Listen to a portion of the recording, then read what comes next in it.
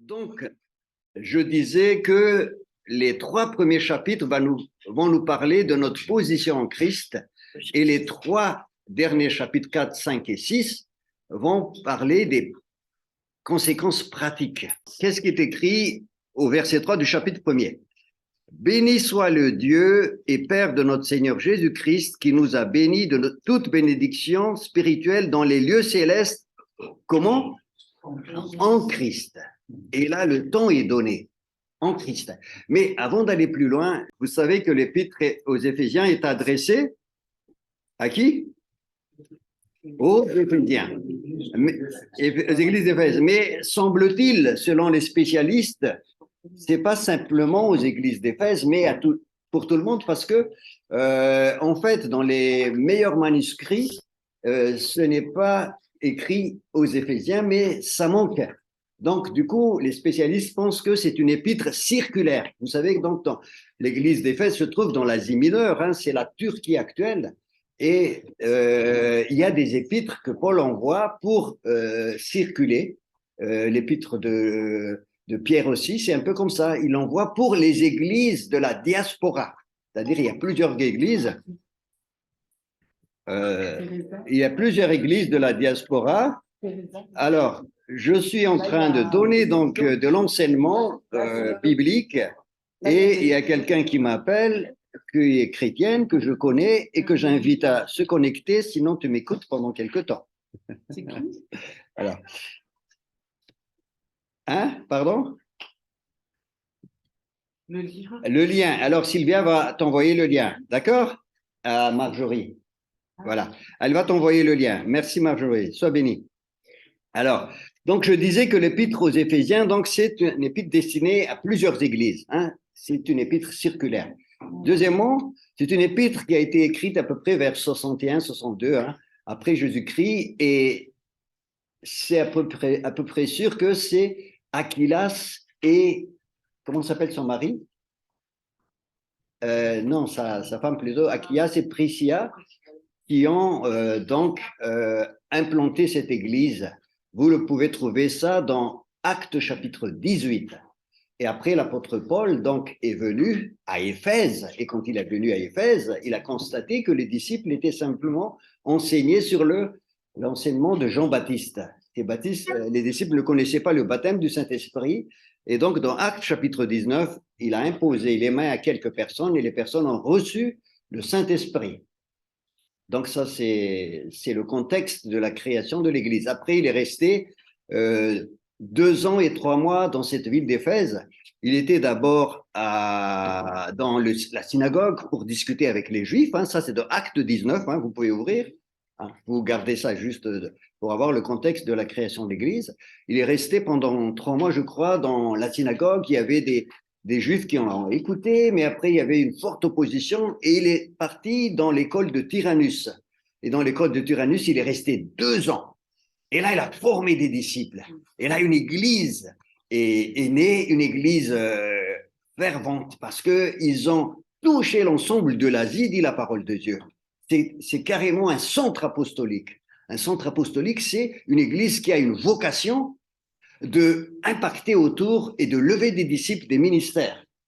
Hein, regardez bien dans Actes chapitre 19. Hein, Actes chapitre 19, on va le lire ensemble, hein, comme ça vous voyez un petit peu le contexte. Donc Actes 19, au verset 1er, Apollos était à Corinthe, Paul, après avoir traversé les hauteurs du territoire, se rendit à Éphèse. Il rencontra quelques disciples et leur dit, avez-vous reçu l'Esprit Saint quand vous avez cru? Ils lui répondirent, nous n'avons même pas entendu dire qu'il y ait un Esprit Saint. Ils dirent, quel baptême avez-vous donc reçu? Ils répondirent, le baptême de Jean. Donc, voyez-vous, c'est ce que je disais tout à l'heure. Alors, Paul dit, Jean a baptisé du baptême de repentance. Il disait au peuple de croire en celui qui venait après lui, c'est-à-dire en Jésus.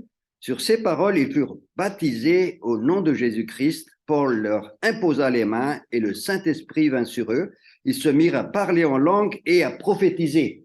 Les signes du baptême du Saint-Esprit, c'est pas seulement le parler en langue, mais aussi la prophétie. Et là, ils ont... Pour toi, il est pour toi, dès le matin jusqu'au coucher, à chaque pas, veillons sur toi, dans les larmes et dans... Voilà, désolé, c'était en toile, en tâche de fond, et puis ça s'est déclenché. Donc, au moment où je parlais du baptême du Saint-Esprit, a commencé à bénir le chant derrière. Super. Donc voilà, donc l'apôtre Paul est venu pour compléter l'enseignement dans cette ville d'Éphèse. Et à partir de là, il rentre dans la synagogue, verset 8, et il reste pendant 3 mois. Verset 8, mais il y avait une forte opposition, hein, quelques juifs se sont opposés à lui, et là, qu'est-ce qu'il fait l'apôtre Paul? Il va aller dans l'école de Tyrannus au verset 9, et là, il est resté pendant 2 ans, et regarde ce qui est écrit, verset 10, cela dura 2 ans, de sorte que tous ceux qui habitaient l'Asie, juifs et grecs, entendirent la parole du Seigneur. Il y avait un réveil spirituel. Tous ceux qui habitaient l'Asie, hein, vous vous rendez compte de ce qui...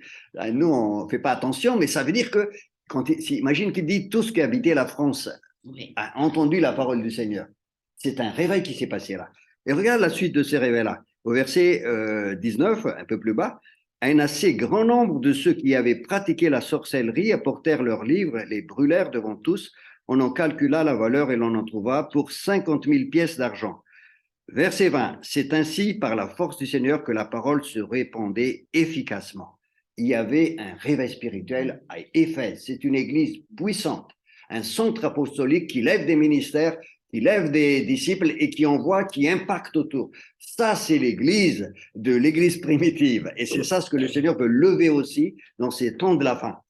C'est des églises qui ont une vision apostolique qui impacte et qui touche, qui lève des ministères des disciples, qui implantent d'autres églises. C'est ça l'essence, l'ADN de l'église. Et ce qui se passe, et ça peut arriver à toutes les églises, cette église, quelques années plus tard, a connu, je dirais, un attiédissement spirituel. Ça se dit ça?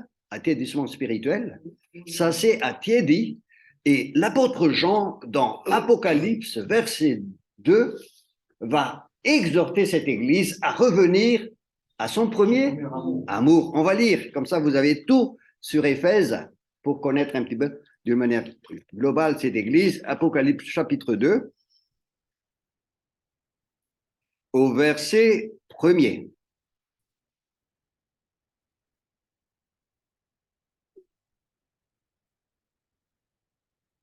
Donc l'apôtre Jean qui écrit là, il dit, écrit à l'ange de l'église d'Éphèse, voici ce que dit celui qui tient les 7 étoiles dans sa main, celui qui marche au milieu des 7 chandeliers d'or. Je connais tes œuvres, ton travail, ta persévérance. Je le sais, tu ne peux supporter les méchants. Tu as éprouvé ceux qui se disent apôtres et ne le sont pas, et tu les as trouvés menteurs. Tu as de la persévérance, tu as souffert à cause de mon nom, et tu ne t'es pas lassé. Donc, il avait beaucoup de qualités, cette église, hein, pratiquement toutes les qualités. Donc, les œuvres sont très bonnes, persévérance. Cette église ne supporte pas les méchants, donc cette église vit dans l'amour, etc. Et il ne supporte pas aussi les menteurs. Cette église a souffert, mais il y a un gros problème, verset 4, j'ai contre toi, tu as abandonné ton premier amour. D'où, mes amis, mes frères et sœurs, il ne faut jamais abandonner le premier amour. Il faut être passionné de Jésus, rempli de Jésus, comme ils étaient au début dans Acte 19, quand ils étaient baptisés du Saint-Esprit. Hein, quand ils ont été baptisés du Saint-Esprit, il y avait le feu à Éphèse, ça s'est répandu dans toute l'Asie, c'est écrit, et ils ont vraiment impacté toute l'Asie. Et là, ils se sont dit, mais merci Seigneur, Dieu envoie. Mais le problème, en fait, hein, juste, c'est un encouragement pour vous tous, hein, je ne vais pas manquer de vous donner ça.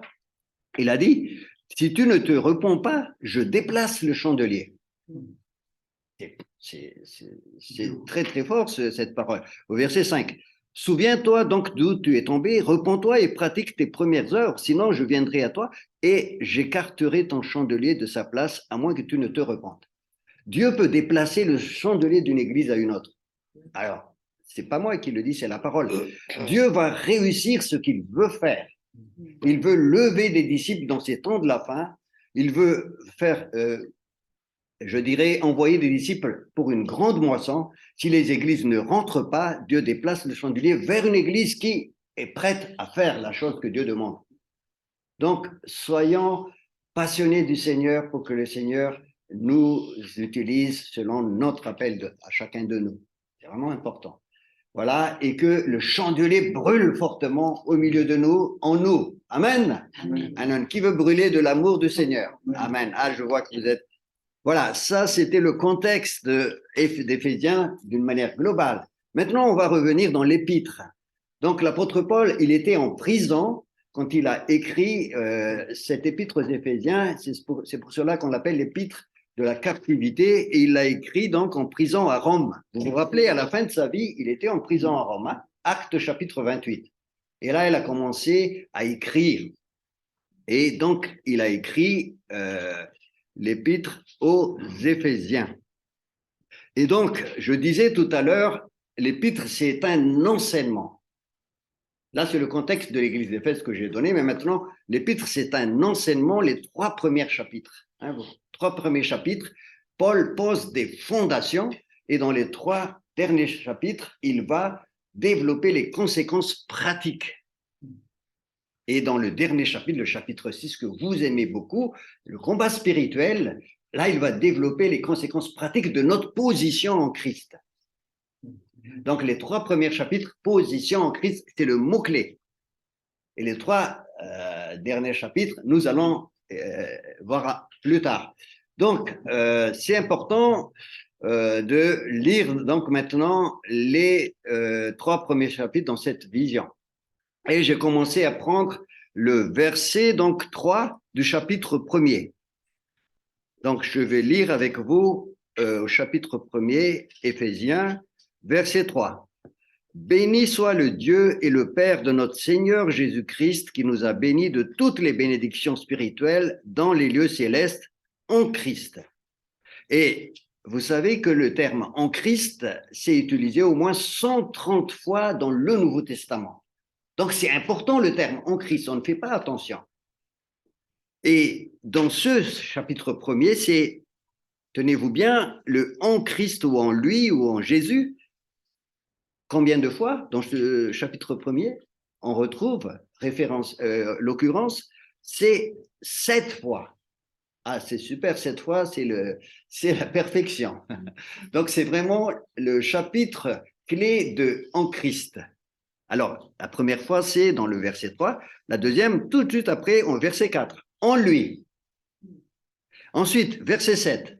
On ne va pas encore rentrer dans les détails des versets, mais vous allez voir au verset 7, le début, en tout cas dans ma version en colombe, en lui. Au verset 9, en lui vers la fin. Le dessein bienveillant qui s'était proposé en lui. Verset 11, en lui. Quand on dit en lui, c'est en Jésus. Hein. Verset 10 aussi, hein. Voilà. Verset 13, en lui. 2 fois on lit au verset 13. Donc, voyez-vous, est vraiment l'idée en force dans la pensée de l'apôtre Paul de placer les chrétiens d'Éphèse dans cette position, parce que quand on dit en lui, c'est-à-dire ma position en Jésus. C'est vraiment très important. C'est une expression du Nouveau Testament, mais là, dans l'Épître aux Éphésiens, la position en Jésus est d'abord déclarée puissamment. Donc, pourquoi nous sommes en Christ? Parce qu'avant, nous étions en qui avant nous étions avant de connaître Jésus? En Adam. En Adam. En Adam. Oui, on est en Adam. En Adam, c'est-à-dire que le terme en Christ, ça veut dire que je partage tout ce que Jésus a fait et ce qu'il est. Je suis en lui. Avant, j'étais en Adam. J'ai partagé tout ce qu'il était et ce qu'il a fait. Qu'est-ce qu'il a fait? Ben, il est tombé dans le péché. Hein, vous êtes d'accord avec moi? Oui. Et dans Romains chapitre 5, verset, et ce qu'il était aussi, à cause de cette situation de péché, il est devenu ennemi de Dieu.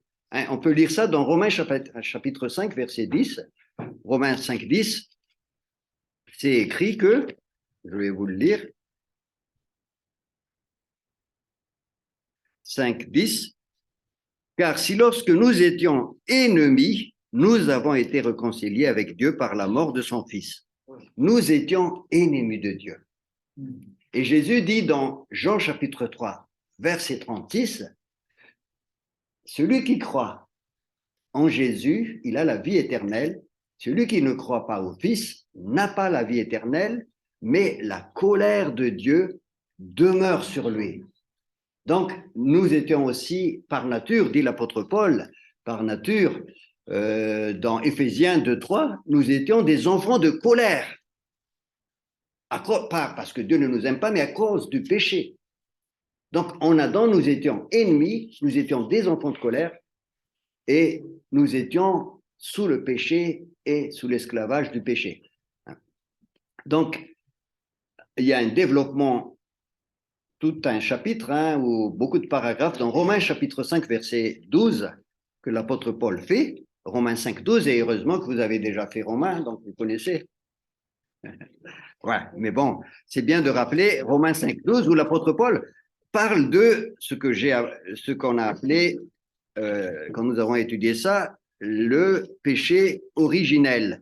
Le péché originel que nous héritions du fait que nous étions en Adam. Hein? Nous étions en Adam, et regarde, je vais vous lire juste 2 ou 3 versets. C'est Romains 5, 12. C'est pourquoi, de même que par un seul homme, le péché est entré dans le monde, et par le péché, la mort, et qu'ainsi la mort a passé sur tous les hommes, parce que tous ont péché, par un seul homme. Qui était cet homme? Adam. Le péché est rentré dans le monde, et c'est passé sur tous les hommes. En Adam, j'ai pris aussi le péché sur moi. Donc, quand je dis en Adam, qu'est-ce qu'il a fait Adam? Et je participe. Vous vous rappelez aussi dans Hébreux chapitre 7, je crois, Abraham a participé à l'offrande offerte par Melchizedek. Vous vous rappelez? Oui. C'est ça. Donc, il y a, voilà, c'est au verset 2. C'est à lui qu'Abraham donna la dîme de tout, et en interprétant son nom, il est d'abord roi de justice, puis roi de Salem. Voilà. Donc, quand vous lisez ce passage aussi, vous allez comprendre que c'est en Adam, avec Abraham, que la descendance participe aussi donc à cette offrande offerte par Abraham. Donc, il y a cette idée de solidarité intergénérationnelle. J'étais en Adam, maintenant je suis en Christ. D'accord?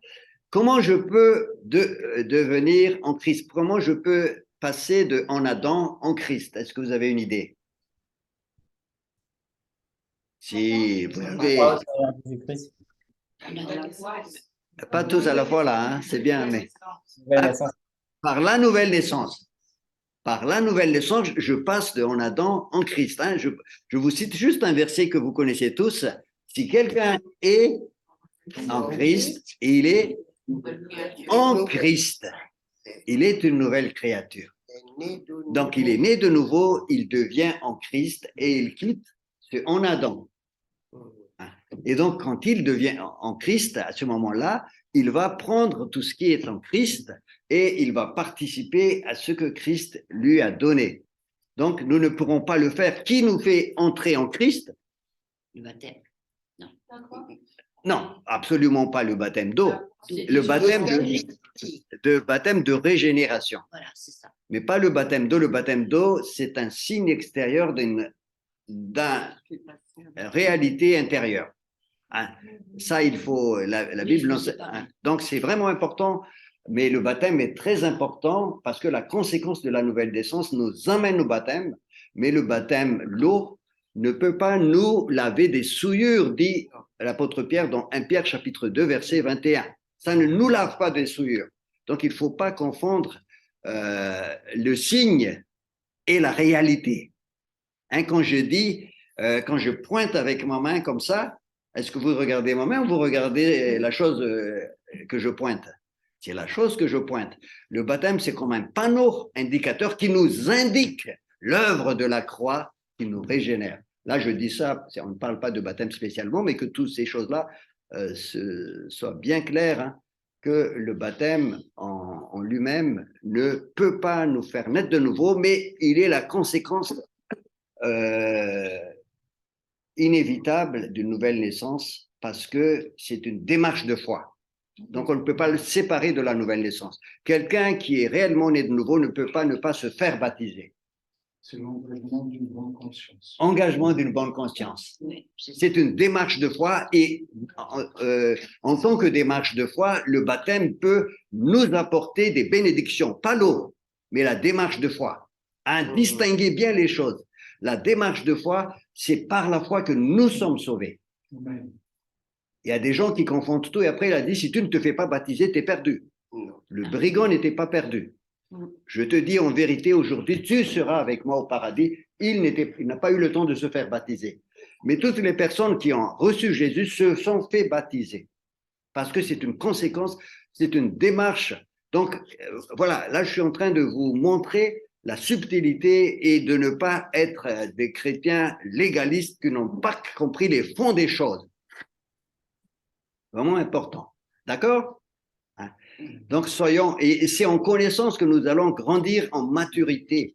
Et c'est comme ça que nous allons pouvoir faire face aux fausses doctrines, parce que les fausses doctrines vont tout mélanger et ils vont vous entraîner dans des rites, dans du légalisme et que vous allez oublier l'essentiel. L'essentiel, c'est l'œuvre accomplie à la croix. On est d'accord, hein? Oui. Hein? Vous me suivez là? Super. Donc, hein? Il est mort pour nous tout d'abord. Hein? Il est mort pour nous et il est suscité. Voilà, ça c'est vraiment important. Donc, le baptême, c'est le corollaire d'une nouvelle naissance. Hein? Donc, ce qui nous fait entrer dans notre position en Christ, c'est la nouvelle naissance. Je suis né de nouveau et je passe de en Adam à en Christ. Et le baptême, c'est l'image de cette nouvelle naissance, d'une réalité intérieure, naissance de nouveau, enterrée en Christ, ensevelie et ressuscitée dans une vie nouvelle. On est tous d'accord? Oui, Hein? C'est très bien. même John qui a fait le baptême, lui, il a dit que moi, je vous baptise avec de l'eau, mais il y a quelqu'un qui va vous baptiser avec le Saint-Esprit. Voilà, donc la nouvelle naissance, C'est le très baptême du clair. Saint-Esprit, c'est deux choses aussi qu'on peut dissocier, mais bon, là, c'est pas le sujet aujourd'hui, mais c'est important que tu nous rappelles que c'est le baptême par le Saint-Esprit qui est important et qui nous fait rentrer dans le corps de Christ. Et 1 Corinthiens chapitre 12, verset 13. Nous avons été abreuvés d'un seul esprit pour former un seul corps. Vas-y, Maggie. Il y a un passage je me souviens pas. Ils avaient reçu d'abord le Saint-Esprit. Et après le baptême d'eau. Voilà, c'est c'est dans Actes chapitre 11, c'est les personnes qui habitaient dans la maison de Corneille. L'apôtre Pierre hésitait beaucoup en fait parce que on lui a dit de parler aux Juifs, aux païens, et il hésitait. Il dit non, je peux pas leur parler parce que je suis juif et c'était la loi juive. Et Dieu lui a montré la vision de la nappe qui descend. Et après, il a accepté, il est allé dans la maison de Corneille. Et au moment où il parlait, vers chapitre 11, vers la fin, vers, je sais plus, vers 30 ou 37, le Saint-Esprit est descendu et les gens commençaient à parler en langue. Donc, le Saint-Esprit peut tout de suite baptiser les gens, faire naître de nouveau les gens. Et là, l'apôtre Pierre, il dit, est-ce que j'ai le droit de refuser le baptême d'eau à ceux qui ont reçu le Saint-Esprit, baptisés du Saint-Esprit? Il a dit non, il les baptise du Saint-Esprit. Donc, entre le baptême d'eau et le baptême du Saint-Esprit, c'est pas la peine de se dire il faut que ce soit ceci, cela. Par contre, je ne baptise pas d'eau quelqu'un qui n'est pas né de nouveau. Parce que je suis en train de vous montrer les signes sans montrer la réalité. Ce qui est important, c'est la réalité, mais pas les signes. Vous comprenez? C'est comme si je vous dis, regardez, c'est écrit orange. Et je dis, est-ce que vous mangez de l'orange? J'écris des signes orange sur le tableau, mais vous ne goûtez pas l'orange. Oui, je sais. Hein? Donc, les signes doivent, c'est comme des panneaux qui indiquent la réalité. La réalité, c'est ce que Jésus a fait dans ma vie. Il m'a fait naître de nouveau. Je suis mort, ressuscité en lui. Et c'est pour ça que je m'engage dans les eaux du baptême. Et là, les eaux du baptême est devenue une bénédiction pour moi. Pas l'eau en elle-même, mais ma foi, ma démarche de foi qui me donne la possibilité de saisir les bénédictions. Sans la foi, il est impossible de plaire à Dieu. Donc la foi est vraiment au cœur. Et c'est important, les amis, de vraiment comprendre tout ce que je suis en train de vous dire là. Hein? L'apôtre Paul, il dit, et on va voir tout plus tard là, vous êtes sauvés par grâce par le moyen de la foi. Donc la foi nous permet de saisir les réalités spirituelles. Notre position en Christ que je suis en train de vous dire là, en Christ, j'étais en Adam, maintenant je suis en Christ, selon le mot-clé donc de l'épître aux Éphésiens dans les 3 premiers chapitres, le en Christ, il faut le saisir par la foi. Il ne faut pas s'imaginer faire. Je suis en Christ comme je l'étais en Adam. Donc, le moyen pour rentrer en Christ, si quelqu'un est en Christ, c'est la nouvelle naissance. Quand je rentre par la nouvelle en Christ, je deviens participant de la vie de Christ et de ce qu'il a fait pour moi. Si quelqu'un est en Christ, il est une nouvelle créature. Les choses anciennes sont passées, voici, toutes choses sont devenues nouvelles. Et c'est bien écrit ce que nous allons lu tout à l'heure, que nous sommes en Christ, donc au verset 3, dans les lieux célestes. Est-ce que vous êtes en Christ dans les lieux célestes, mes amis? Est-ce que vous avez accepté Jésus comme votre sauveur? Vous êtes passé de en Adam en Christ et vous êtes où? Dans les lieux célestes en Christ. Et c'est là que nous recevons toutes les bénédictions. C'est écrit. Donc, avant de parler des pratiques, des conséquences de ce que je dois faire, je dois d'abord recevoir une révélation que je suis en Christ et que je suis dans les lieux célestes. Nous, ce que nous faisons toujours quand nous voyons des gens qui viennent au Jésus, nous lui disons, ne fais pas ceci, ne fais pas cela. Nous lui montrons une liste de choses. Alors que ce qu'il faut faire, c'est de réaliser d'abord que je suis en Christ. Hein? Héritage, on va y revenir. Je suis en Christ. Alors, c'est vraiment important. Hein? Vous vous rappelez du premier épître de Corinthiens qui dit dans 1 Corinthiens chapitre 1er verset 2, quand j'ai dit, vous êtes saints et vous êtes appelés à être saints. D'abord, ma position, vous êtes saints.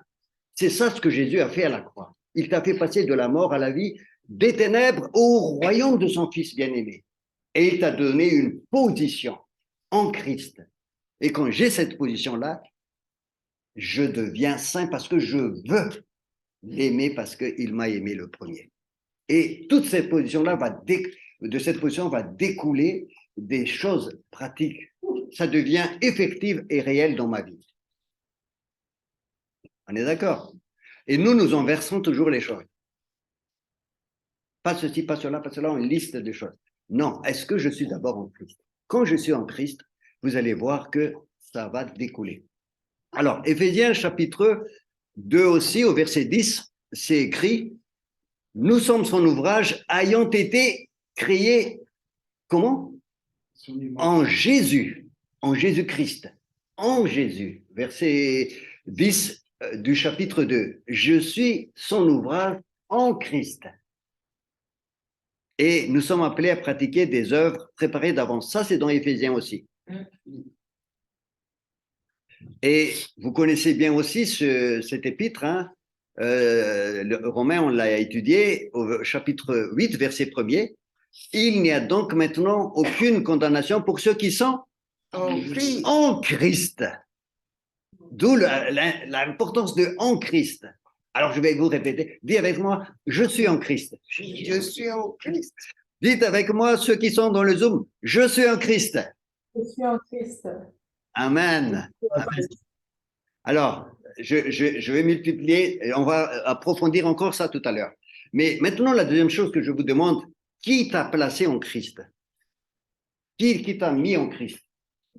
C'est Dieu, c'est pas toi. C'est pour ça que le salut est gratuit. Gratuit, mais Jésus l'a payé très cher, au prix de sa vie, mais gratuit pour moi. C'est Dieu qui me place en Christ. N'essaie pas de faire des efforts. Tu es en Christ, d'emblée. Parce que tu ne pourras pas te mettre en Christ si Dieu ne te place pas.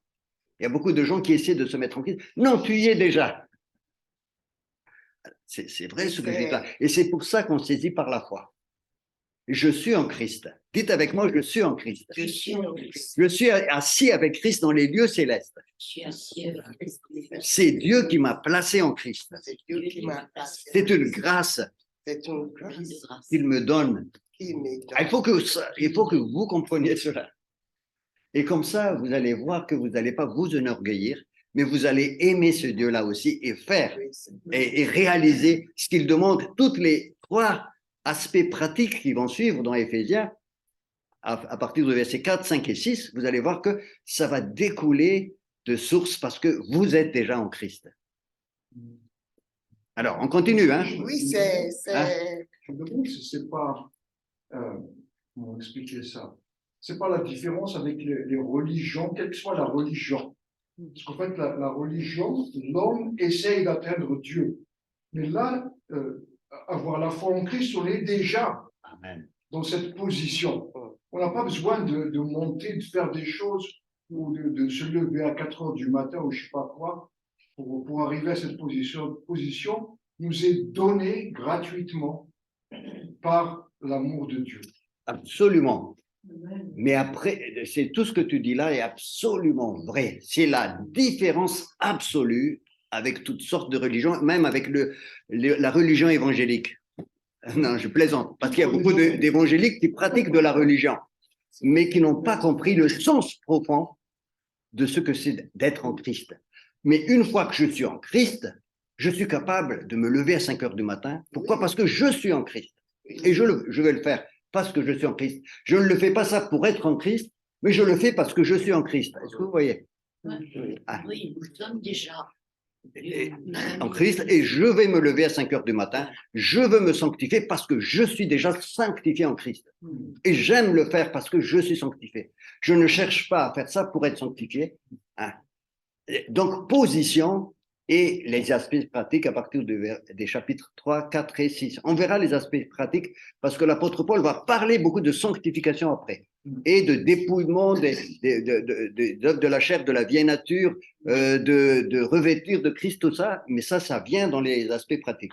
Oui, quelqu'un va dire, Maggie. Je voulais juste dire, je suis d'accord avec ce que tu as dit, Ami, mais quand il parle de sainteté, parce que là, il vous dit au sein, uniquement aux Éphésiens, mais au sein, nous sommes tous saints, mais ça ne veut pas dire qu'il ne faut pas se considérer comme parfait. On n'est pas parfait. Nous sommes tous des pécheurs. Dieu nous appelle à nous repentir et à dire, OK, vous êtes saints, vous n'êtes pas parfaits, mais vous êtes appelés à être de plus en plus comme moi. Donc, ça nous demande un effort et un brin d'humilité, même beaucoup d'humilité, je dirais. Alors, je vais en venir vers la fin à tout ce que tu as dit là, Maggie, que effectivement, nous sommes en Christ, mais nous ne sommes pas parfaits. Il y a la position, je vous le dis tout de suite, comme ça reste, il y a la position et la marche. La position en Christ et la marche en Christ. Et nous sommes en train de marcher, mais notre position est déjà en Christ. Et l'apôtre Paul, c'est pour ça aussi qu'il dit dans d'autres épîtres, la marche selon l'esprit. Marchez selon l'esprit et vous n'accomplirez pas les œuvres de la chair. Donc, ça ne veut pas dire que je suis parfait et que je n'ai rien à me reprocher, non. Mais on va revenir en détail sur ça parce que tout de suite, les gens disent, ben, à ce moment-là, l'Église est sainte. L'Église est sainte dans le sens où elle est mise à part, mais voilà. Il y a beaucoup de défauts dans l'Église. Le premier saint, en fait, c'est mis à part. On est saint parce qu'on est mis à part, mais après, la sanctification, c'est un cheminement qu'on a avec le Seigneur. Je crois qu'on a donné une introduction en disant, là, les 3 premiers chapitres, c'est notre position en Christ, mais après, ce sont les conséquences pratiques c'est-à-dire le chemin de la sanctification. Absolument. Voilà. Donc, comprenez bien ce que dit Hamid là, c'est vraiment le résumé. Donc, mais avant de pratiquer, il faut comprendre la position. Qui tu es, l'identité, En Christ. qui suis-je. Et quand tu comprends qui tu es, tu vas voir que tu vas accomplir mieux ta Oui, marche. c'est On est d'accord, vrai. hein? Donc, c'est vraiment au centre de l'épître aux Éphésiens, ma position en Christ. Hein. Donc, pour ceux qui arrivent en retard, je rappelle donc qu'on est au premier chapitre de l'épître aux Éphésiens et on est en train de lire l'épître aux Éphésiens à partir de ce mot-clé en Christ qui revient 7 fois dans le premier chapitre. Donc, ça commence au verset 3 et jusqu'au verset 13, 7 fois ça revient le terme en Christ ou en lui. Voilà. Donc, le terme nous en lui nous montre donc, le terme en Christ nous montre que nous sommes participants de ce que Jésus a accompli pour nous à la croix et de tout ce qu'il a fait. Et nous sommes une nouvelle créature en Christ. Voilà. Alors, qu'est-ce que ça veut dire maintenant? Quelles sont les bénédictions que nous recevons quand nous sommes en Christ? Les bénédictions maintenant. On va rentrer dans les détails. Première bénédiction au verset 1er, donc au chapitre 1er, verset 3, on a vu que en Christ, nous pouvons être bénis de toutes les bénédictions spirituelles et dans les lieux célestes, nous sommes assis. Verset 5, ou verset 4 plutôt. En lui, Dieu nous a élus avant la fondation du monde. Je suis choisi par Dieu, en Jésus, avant même que le monde fût créé. Alors ne me posez pas des questions comment il a fait. Hein, comme je vous ai dit la dernière fois, je m'arrête quand la Bible s'arrête. Ça, c'est la démarche principale. N'oubliez jamais ça. N'essayez pas de mettre ça dans un carré en disant je vais essayer de tout expliquer d'une manière rationnelle, comme dans un jeu d'échecs, et que tout sera clair. Non. Les choses cachées sont à l'Éternel, les choses révélées sont à nous et à nos enfants, afin que nous les pratiquions. Deutéronome, moi je le connais par cœur parce que je m'arrête quand la Bible s'arrête. Je ne prétends pas être plus intelligent. Il y a des choses que Dieu ne me révèle pas et je suis content. Ce qu'il me révèle, je prends par la foi. Donc là, il me dit qu'il m'a choisi avant la fondation du monde en Jésus. Donc, soyez rassurés, les amis, vous avez été choisis. Ce n'est pas vous qui m'avez choisi, c'est moi qui vous ai choisi. Hein? Jean chapitre 15, verset 16. Jésus l'a dit, et c'est tout à fait conforme à ce qui est écrit là. Vous avez été choisis par Dieu avant même, quand il parle à Jérémie le prophète, Jérémie chapitre 1er, verset 5, avant que Jérémie fût né, et quand il était dans le ventre de sa mère, Dieu l'a déjà choisi, établi, consacré. Ne me demande pas comment il l'a fait. Oui, j'ai eu la même question la semaine dernière. Nous partageons la parabole du semeur. Ouais. Vous savez, la semence, elle tombe sur les pierres, elle tombe sur le roc, elle tombe dans la bonne terre. On m'a posé la même question. Pourquoi nous sommes prédestinés à un truc comme ça? Et je pense, c'est mon avis, mais je pense que j'étais inspiré en disant, à cause de la préscience de Dieu. En fait, il sait où la graine va tomber. Donc, il sait si André, c'est la bonne terre et qu'elle va prendre cette semence, qui va porter du fruit. Il sait d'avance, avant même qu'André soit conçu, parce qu'il l'a conçu. Donc, Oui, absolument. Il a la préscience. il a la préscience.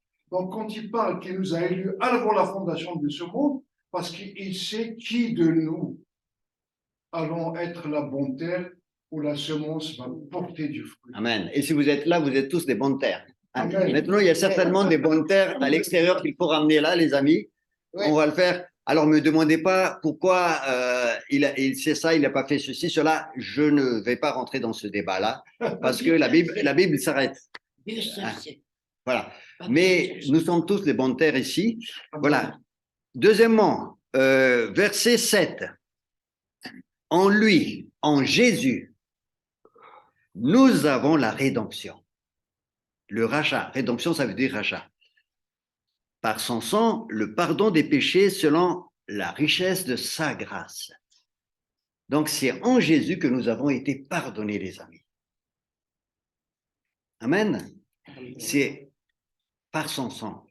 Verset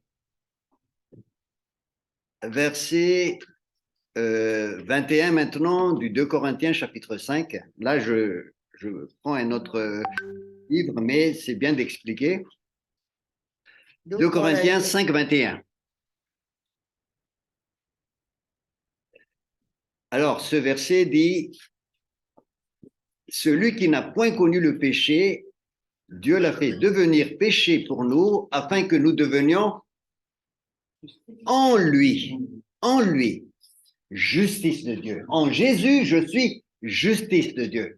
Ma position en Jésus, je suis justice de Dieu. » Est-ce que vous êtes justice de Dieu?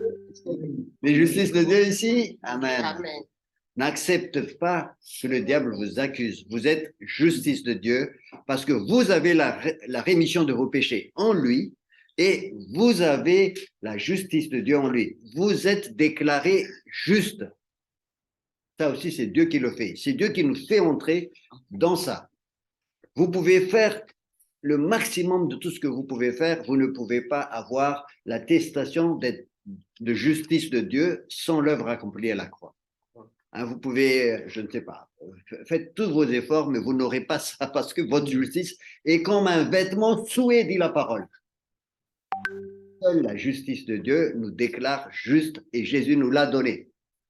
Amen. Amen. Donc c'est en lui aussi. Est-ce que vous êtes en Jésus? Amen. En Jésus, vous êtes justice de Dieu. Assez important. C'est toujours notre position. Verset maintenant 13. Peu plus bas, du chapitre 2. Verset 13 du chapitre 2. Éphésiens. Qu'est-ce qui est écrit? Maintenant, en Christ, vous qui êtes autrefois loin, vous êtes devenus proches par le sang de Christ. Le sang de Jésus nous a rapprochés de Dieu, réconciliés en Christ. C'est en Christ que je suis réconcilié avec Dieu. C'est ma position. J'étais pécheur, séparé, loin, et maintenant je viens dans la présence de Dieu en lui. Vous étiez loin jadis, mais maintenant vous avez été rapprochés par le sang de Christ. Hein? Ça, c'est le Éphésiens 2,13 qui nous le dit. En lui. Alors, maintenant, encore. Verset 6 de Éphésiens, chapitre 1er, verset 6. C'est écrit à la louange de la gloire de sa grâce qu'il nous a accordée en son bien-aimé Christ. Et son bien-aimé, c'est en Christ. En Christ. En Christ, j'ai été accepté. Est-ce que quelqu'un n'est pas accepté par les autres? C'est pas grave, tu as été accepté en Christ. Voilà. C'est ta position. Si les autres vous rejettent, en Christ, vous êtes accepté par Dieu. Ah, vous rendez compte de toutes les bénédictions de votre position en Christ, assis dans les lieux célestes, et voilà, ça se décline. Le rachat, la justification, accepter, justice. Méditez sur cela. Méditez sur cela et vous allez voir les conséquences. Ce sont des actes d'engagement dans la sanctification. Alors, on descend encore. Maintenant, au verset, on développe encore, au verset 13.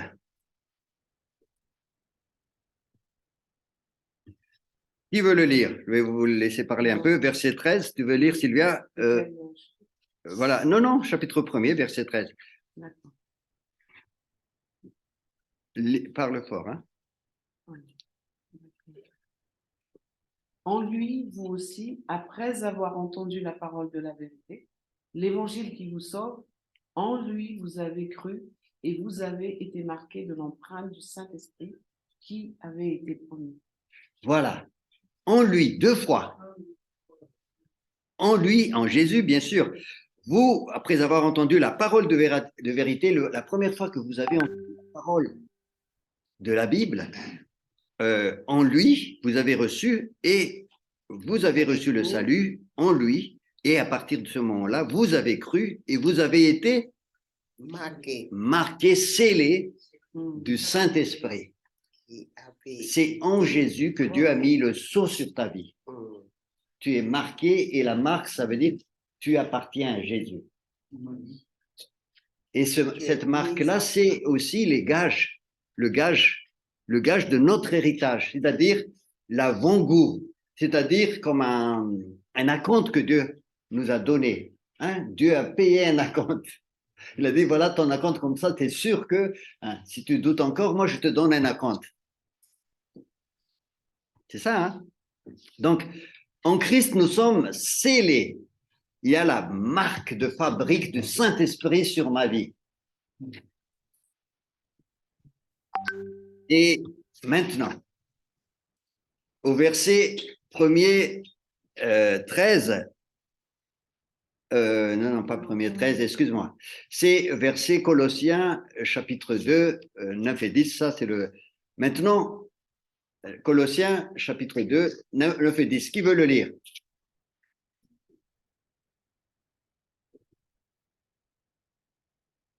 Colossiens 2, 9 et 10.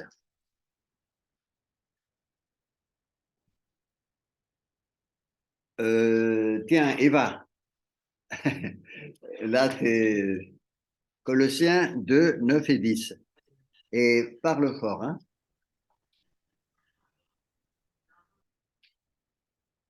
En effet, c'est en lui qu'habite corporellement toute la plénitude de la divinité.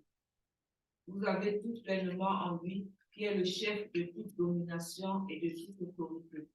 En Jésus habite corporellement toute la plénitude de la divinité. Et nous avons tout en lui. Est-ce que vous êtes en Christ? Amen. Waouh!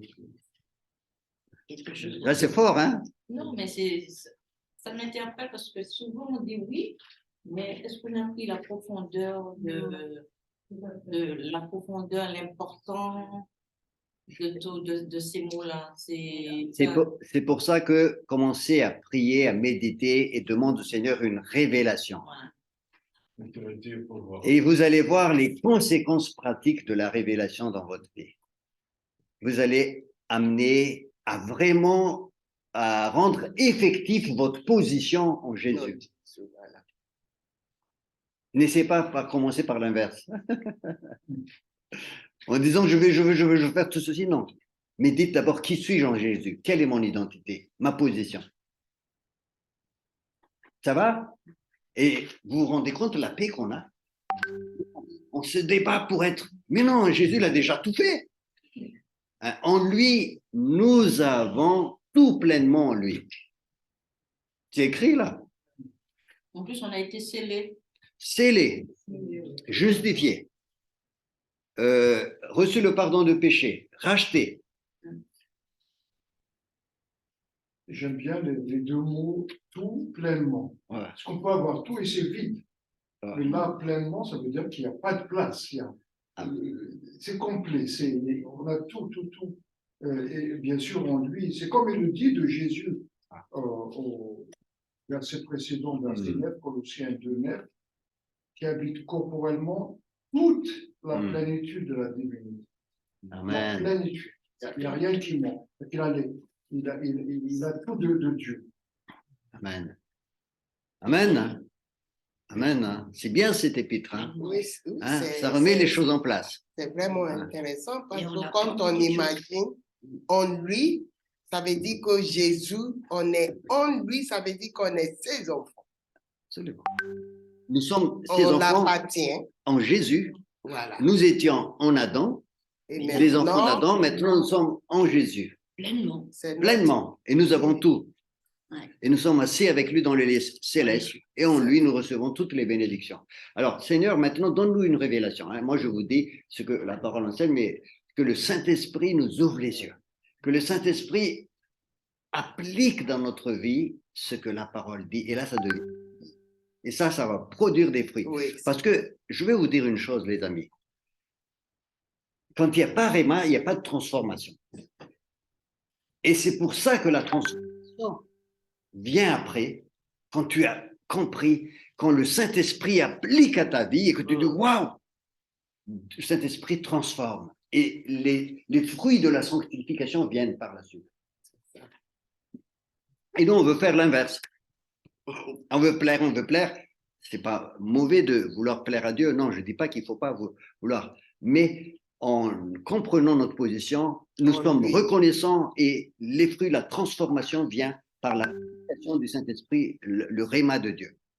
Alors maintenant, une fois que c'est dit tout ça, est-ce que ça veut dire que nous ne péchons plus? C'était la question de Maggie. C'est important de poser la question maintenant, une fois que j'ai compris ma position en Christ. Là, c'est à nous à plus pécher, quoi. Voilà. Ah, Alors, et vous avez répondu presque unanimement non. Hein, et ça, bonne adhésion. parce que, comme je disais tout à l'heure, comme disait Ami, il y a la position et le cheminement. Voilà. C'est mon cheminement. La marche selon l'esprit, mais notre position doit être placée dans la marche. Hein? D'un côté, l'apôtre Paul nous appelle saints. Vous êtes saints. 1 Corinthiens chapitre 2, chapitre 1er, verset 2. Vous êtes saints. Et quand il adresse une lettre aux différentes églises, aux saints qui se trouvent à tel endroit, aux saints qui se trouvent. Donc, votre position, c'est saint. Et après, il dit, vous êtes appelés à être saints. Le cheminement doit maintenant refléter votre position. Et si vous avez bien compris, vous avez eu une révélation de cette position, vous allez voir que le cheminement de la position va découler le cheminement. Hein? Donc, alors, comment expliquer cela alors? Comment comprendre du côté notre position, notre condition et de l'autre côté notre cheminement? Alors, c'est là que nous allons essayer d'aborder maintenant. Notre position, elle est parfaite. Elle est parfaite. Mais notre cheminement, elle n'est pas imparfaite. Il y a beaucoup de travail à faire, je pense. Beaucoup de travail pour que notre cheminement reflète notre position en Christ. Ça va? Il y aura beaucoup de chemin. Notre manière de vivre sur cette terre, notre marche, hein, elle n'est pas parfaite et nous sommes toujours, nous commettons toujours des péchés. Bien sûr. Alors, on va prendre un verset qui va expliquer tout ça. 1 Jean chapitre 1er, versets 8 à 10.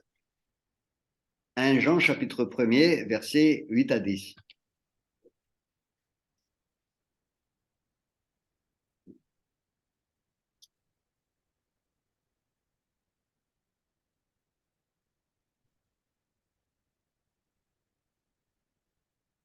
Vous y êtes? Oui. Alors, si nous disons que nous n'avons pas de péché, nous nous séduisons nous-mêmes et la vérité n'est point en nous. Si nous disons que nous n'avons pas de péché, est-ce que quelqu'un dit qu'il n'a pas de péché, il ne pêche jamais? Hein? C'est impossible et la Bible dit clairement que la vérité n'est pas en lui. Et il ajoute, verset 9, si nous confessons nos péchés, il est fidèle et juste pour nous les pardonner et pour nous purifier de toute iniquité. Ça, c'est notre marche quotidienne. C'est être conscient que nous pouvons commettre des péchés et que nous devons confesser dès que le Saint-Esprit nous les montre.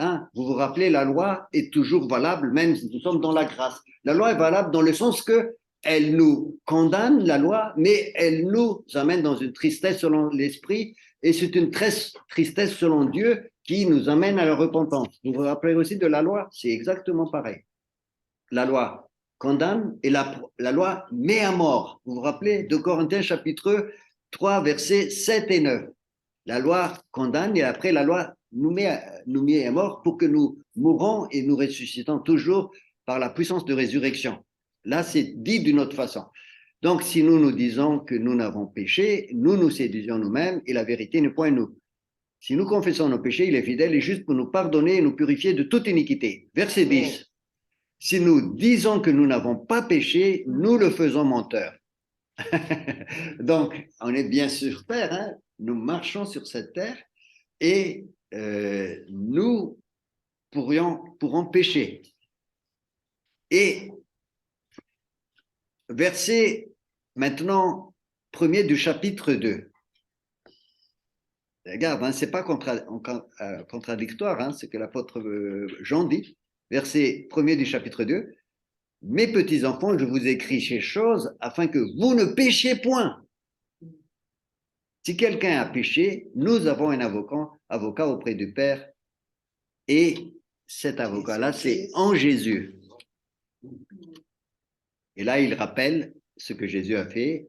Donc, nous sommes en lui justifiés parce que nous avons un avocat auprès du Père. Mais nous pouvons pécher dans notre marche quotidienne.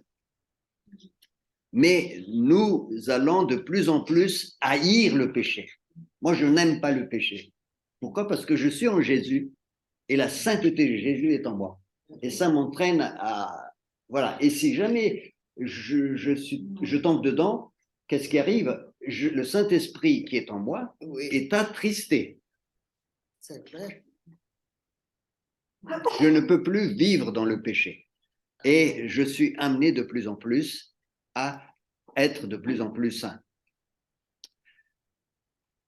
Donc, c'est important de bien comprendre ces deux. Est-ce que cela veut dire que nous devons aussi donc continuer à pécher? Non. Hein? Non, Est-ce que c'est hein, c'est important de bien... Hein? Non, pas du tout. Pas du tout. Parce que nous sommes appelés saints et à être saints. L'apôtre Pierre, il dit dans 1 Pierre 1,15. 1 Pierre 1,15. Qui veut le lire?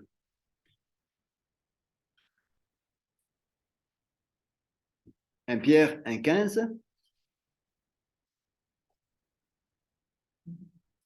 Au contraire, puisque celui qui vous a appelé est saint. Alors, il nous appelait comment? Saint. Saint. Et alors, la suite? Vous aussi, soyez saints dans toute votre conduite. Ouais. Comme il l'appelait saint, en lui, c'est votre position, soyez saint dans votre conduite. Donc, c'est la conséquence.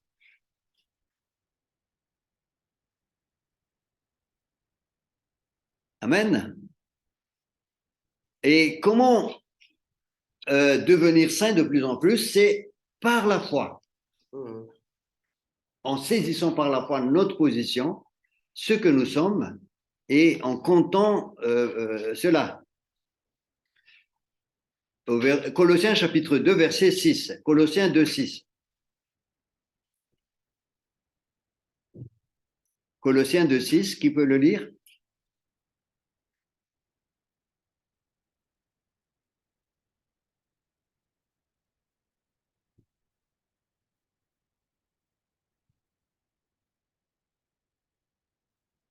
Oui, vas-y.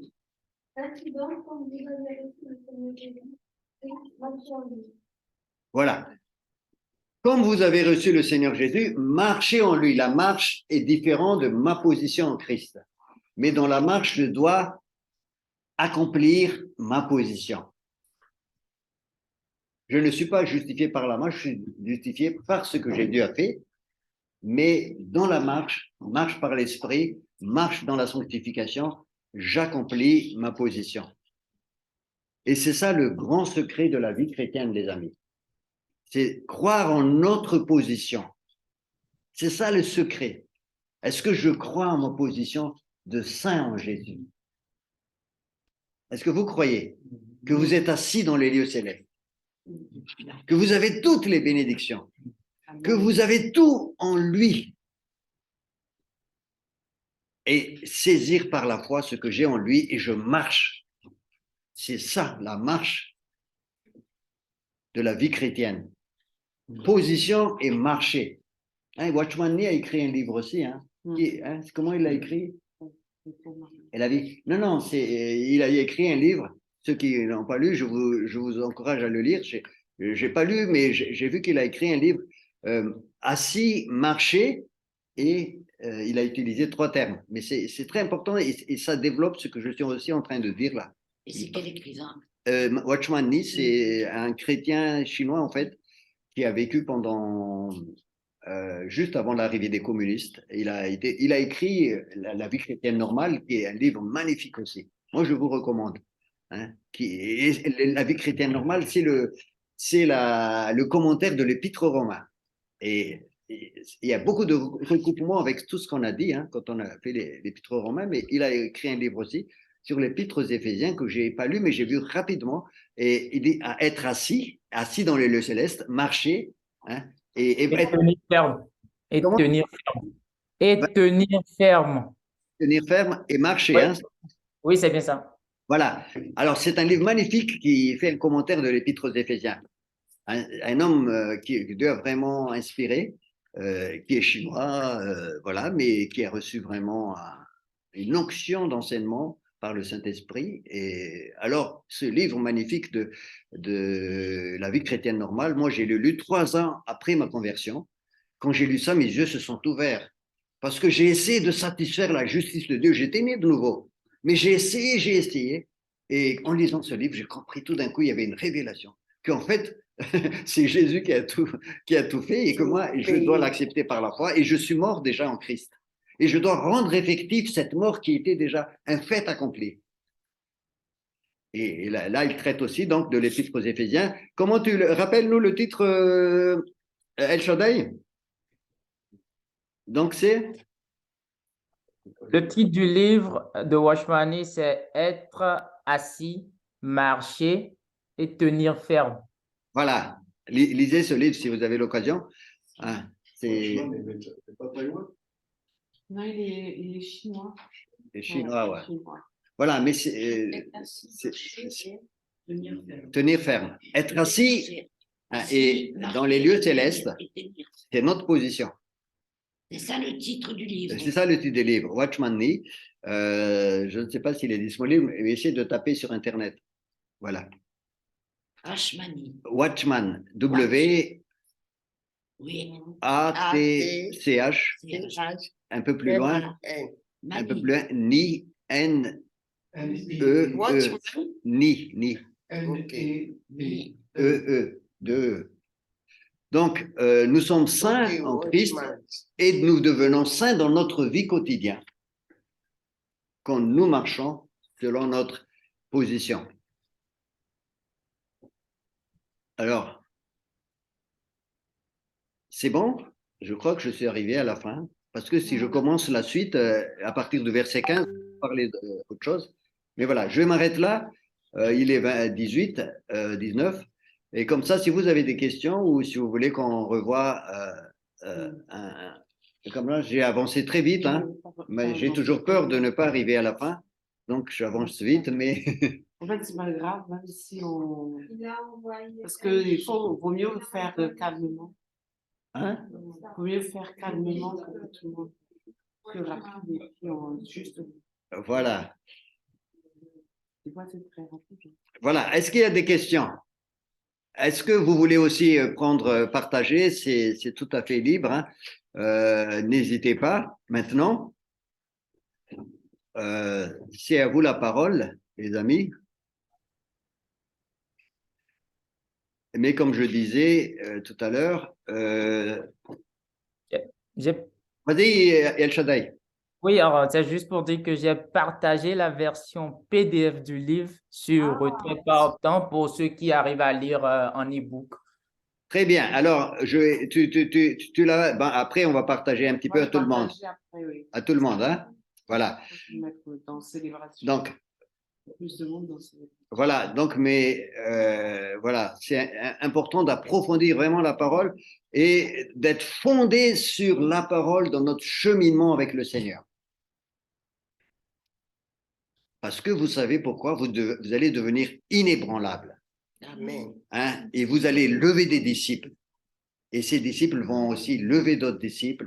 Et les gens vont rentrer dans le ministère. Mais il y aura d'autres personnes qui vont arriver et qui ont besoin de nouveau. Donc, Donc, l'Église est toujours l'Église, elle sera toujours imparfaite. Même si vous allez être, je ne dirais pas parfait et parfaite, vous allez grandir en maturité, vous allez être capable de discerner les choses, hein, et de savoir effectivement que telle personne a besoin de comprendre.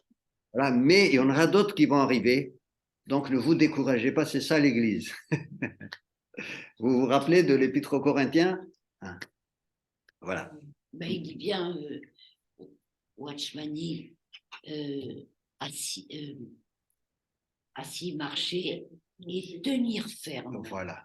Et ça représente beaucoup de choses. Tenir ferme aux autres qui vous contredire, qui vont vous contredire, contredire ou des choses comme ça. Il faut tenir ferme sur le chemin que l'on a.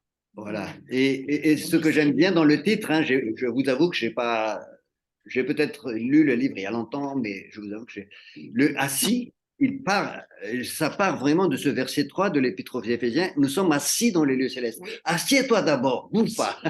Puis après, tu hein? Ne cherche pas à bouger dans tous les sens, ça marche. Assieds-toi dans ta position en Christ. Et voilà. Qui suis-je? Après, marche et rends effective ta position en Christ et tiens ferme. Voilà. La sanctification, c'est une marche. Absolument. Ça rejoint la marche selon l'esprit. Je pense aussi que en répétant en lui, ça veut dire en Christ, ça nous montre notre position et comment Dieu nous regarde dans cette position. Il ne nous regarde pas en tant que pécheurs ou juste des hommes ou des femmes, mais grâce au sacrifice du Fils, il nous regarde dans cette position et à chaque fois il répète en lui, et on voit l'inspiration de l'apôtre Paul, comment il exprime la chose, comment le Père nous voit en Christ. Amen. Ah, j'aime bien ce que tu dis là, Amit. Comment Dieu te regarde? Si Dieu te regarde comme ça, est-ce que tu as le droit de te regarder autrement que Dieu te regarde? C'est un mensonge, ta façon de te regarder. Là, j'appuie sur ce que tu dis. Hein. Si tu te regardes avec tes yeux, sache que ce sont tes yeux, mais tes yeux ne sont pas la vérité. C'est les yeux de Dieu qui sont la vérité. Et quand tu te regardes avec les yeux de Dieu, tu es dans la vérité. Il y a des gens qui n'arrivent pas à s'accepter parce qu'ils se regardent avec ses yeux, alors que Jésus l'a déjà accepté, l'a déjà pardonné, l'a déjà justifié. Ouais. Réservé déjà à l'état chez lui. Hein? Il est réservé déjà à l'état chez lui. Il est réservé chez lui. Il est réservé déjà à l'état chez lui. Oui, En étant Jésus, un héritage, absolument. Nous avons déjà l'héritage, c'est écrit au verset 14 de l'épître premier, de chapitre 1er. Nous avons été scellés et nous avons le gage de notre héritage, puis de la rédemption de ce que Dieu s'est acquis pour célébrer sa gloire. Le gage de l'héritage, c'est Jésus. Le gage de l'héritage, en fait, le gage, c'est comme une caution, comme un acompte, une garantie que tu auras bien ton héritage. Tu vois, quand tu achètes quelque chose ou quand tu réserves quelque chose, on te demande un acompte. Et Jésus t'a donné l'acompte. Il a dit, voilà, je te donne le Saint-Esprit, c'est l'acompte, au verset 13 du chapitre 1er. En lui, vous avez cru et vous avez été scellés du Saint-Esprit qui avait été promis et qui constitue le gage. Le Saint-Esprit constitue l'acompte, les arts, l'avant-goût, les prémices de notre héritage céleste. Donc, si tu as le Saint-Esprit, ben, tu as déjà l'avant-goût. Voilà. C'est comme un roi qui met son sang. Au fait, il s'engage lui-même. Absolument. Il y a un titre que j'aime beaucoup, qui dit richesse des bénédictions accordées aux élus. Donc, si nous croyons nous avons la Nous sommes des confirmation élus. que nous sommes des élus. Mhm. Tout ça, ça peut le prendre pour nous personnellement. Absolument. C'est tout un chacun. C'est le C'est titre. une forme, oui, oui, c'est une Le richesse titre. et bénédiction accordée aux élus. C'est le titre du chapitre 1er à partir de verset 3 jusqu'au verset 14. À Éphésiens. Éphésiens. Oui, c'est Et tout. ça, tout ça, Ouais. si on le lit, on le prend personnellement, Mm. on peut le transformer comme de prière pour nous personnellement. Absolument. Absolument. C'est des richesses de bénédiction accordées aux élus. En lui, nous sommes Voilà. élus. Voilà, Oui. tout à fait. C'est vraiment personnel. Ouais. Absolument, absolument. Et c'est bien de méditer. Moi, je vous invite, mais je vous encourage à méditer maintenant. À méditer ce passage-là que nous avons Et méditer lu. déjà tout ce qu'on Ouais. a appris là. Voilà. Parce qu'il y a des choses que. C'est bon? Alors, il est 26. Est-ce qu'il y a encore d'autres questions, d'autres remarques, témoignages?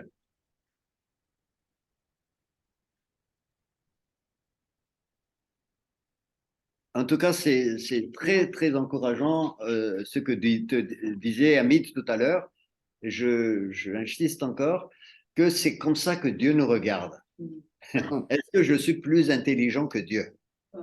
Est-ce que je suis... Ah, donc, si Dieu me regarde comme ça, je veux aussi me regarder comme Dieu me regarde. Hein? Est-ce on peut prendre cette résolution-là déjà? Dire, Seigneur, aide-moi à me regarder comme toi tu me regardes. Amen. On chante souvent « Ouvre les yeux de mon cœur » Absolument. ou « Ouvre mes yeux spirituels » et c'est ça. Absolument, absolument. Ouvre les yeux de mon cœur, Seigneur. On peut prier dans ce sens, on va terminer, on va prier dans ce sens que Dieu... Hein? Alors, je vais demander à quelqu'un dans le Zoom, peut-être à Sylvie et à El Shaddai de prier pour que Dieu nous ouvre les yeux de notre cœur et que nous puissions vraiment avoir une révélation de notre position en Christ et que nous puissions nous regarder comme Dieu nous regarde, chacun de nous. Et comme ça va absolument générer les conséquences pratiques qu'on va voir dans le chapitre 3, 4, 5 et 6. Voilà. Est-ce que tu peux nous conduire dans la prière avec El Shaddai après, Sylvie? Oui. Oui, Seigneur, merci pour ces révélations que tu nous donnes ce soir. Révélations que nous avions déjà lues, mais qui touchent nos cœurs et nos esprits tout particulièrement ce soir. Nous te prions effectivement d'ouvrir les yeux de nos cœurs, parce que les yeux de nos cœurs, ce sont tes yeux, que nous nous voyons comme tu nous vois, comme des gens qui ont été revêtus d'une robe blanche, immaculée, sans péché. Et Seigneur, que nous ayons cette envie folle de devenir comme Jésus, celui qui est sans péché. Seigneur, donne-nous vraiment d'avoir la persévérance de marcher selon ton plan parfait pour nos vies, de déclarer que nous sommes déjà dans les lieux célestes à tes côtés et que tu nous donnes les instructions pour notre marche. Amen. Merci Seigneur pour ta grâce, merci pour ta bonté, merci pour ta compassion. Amen. Merci mon Dieu. Amen. Amen. Père, merci pour la révélation que tu nous donnes au travers de ta parole. Merci pour toute la révélation que tu vas nous apporter personnellement au travers de cette étude. Toi-même, dans Éphésiens, tu nous as donné la prière parfaite. L'apôtre Paul a dit, je prie afin que Dieu vous donne un esprit de sagesse et de révélation dans sa connaissance et qu'il illumine les yeux de votre cœur pour que vous sachiez quelle est l'espérance qui s'attache à son appel, pour que vous connaissiez la richesse de la gloire, de l'héritage qui nous est réservé, nous les saints, et quelle est l'efficacité de sa grande puissance envers nous qui croyons. Et Seigneur Jésus-Christ, toi qui as tout fait pour nous, qui nous as positionnés avec toi, et nous sommes assis dans les lieux célestes, près du trône de la grâce. Alléluia. Père, ouvre-nous les yeux, révèle-nous cette gloire, cet héritage magnifique que tu nous as donné gratuitement par grâce. Et Père, conduis-nous encore dans des révélations encore plus profondes de ton amour, de notre position au travers de notre étude et au travers des jours à venir. Merci, Père, parce que nous savons que tu l'as fait et avec action de grâce, nous te disons merci. C'est au nom de Jésus que nous avons prié. Amen. Amen. Amen. Amen. Amen. Moi, j'ai un chant qui dit ceci. Tu as ta guitare là? Ta guitare, bah, chante, Ok, voilà. je vais le faire juste comme ça. Laisse-toi regarder par le Christ. Laisse-toi regarder, car il t'aime. Laisse-toi regarder par le Christ. Laisse-toi regarder, car il t'aime.